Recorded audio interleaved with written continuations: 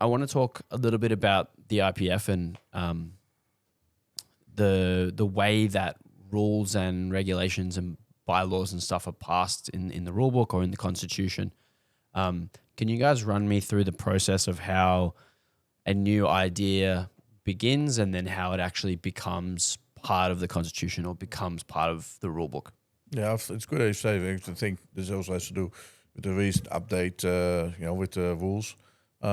First of all, I think I'm allowed to say that it was not good communication on our side, and I'm not going to blame anyone, whatever. But that should have been done better. But we can explain some of the rules and why they were changed. But to become a process, it actually it starts off at people come with suggestions. It goes forward. We see things sometimes going the wrong way. We discussed before when we talked about the elbow depth, and that change should have been earlier. We were seeing people doing acrobatics just to make the movement, or just dropping the wrist, touching the chest against the bar to move it. It started with a couple of lifters, and then it wasn't interesting, but it became more and more and more. Yeah, and powerlifting is a strength sport, so we were getting, also the feedback. You have the IOC recognition, the World Games.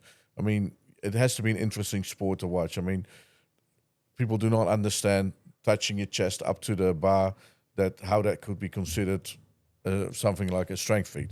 So it has to be an interesting sport, and there had to be a change. So now then you come with ideas, then it gets discussed, and some ideas get taken away. Even federations can put in suggestions to the rules group. There's a rules group. Then the rules group, they all discuss it, and they say, well, this we can implement, this we should not implement, and why would you want to implement it? And then we try to bring the athlete's point of view as athletes. You have the coach commission, they put their coach ideas in it. And then, of course, just like in a democracy, then it gets voted on in that rules group. And yeah, sometimes you're for a rule and sometimes you're against. For example, when I did equip lifting, I was always against squatting on depth because it was a rule, so we had to do it. So, but being serious, I mean, some rules you vote for and some you don't, and you try to have as much input, and then of course it gets put out. But also for the future, the IPF were planning, it should be out there, in my opinion, 2 months before, that everybody can get used to it, and then come the change and with explanations. Now it's come. We learned from our mistakes, so we listened to the other federations, and we're open for that. We're also humans. We make mistakes, and it's a good process. But that's how a process it comes. How a rule change would come. What is the craziest rule idea that has been taken to the committee? Like, what's the rule that you saw and you're like, that's insane. That's never going to be a rule. Cancel sumo. That's not going to be a rule. No, this one is. There was one. There was two. One was that we should do deadlift with straps. So we should deadlift with straps. So the other one was that when you pass a certain bodyweight category, then the total in kilos did not count to win the category. It should be then the points. Oh, I see. Like for super heavyweights.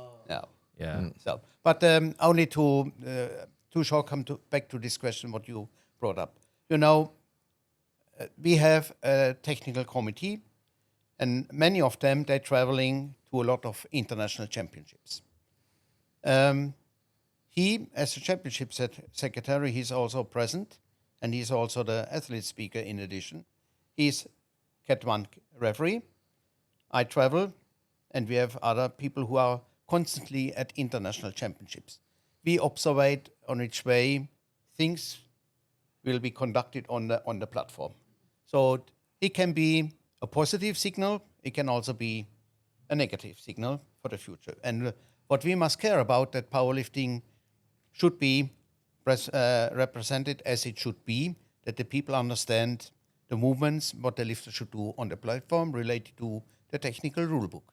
And this is then when we decide, of course, what Piotr brought in, we get also the nations are allowed to come with proposals. The technical committee decide this is maybe beneficial for us, yes or no. What can be the consequences if we implement it or vote on it, and what is not beneficial for us. And this is a little bit, yes, we walk a little bit in a very thin line sometimes, but we must make decisions only to prevent our sport.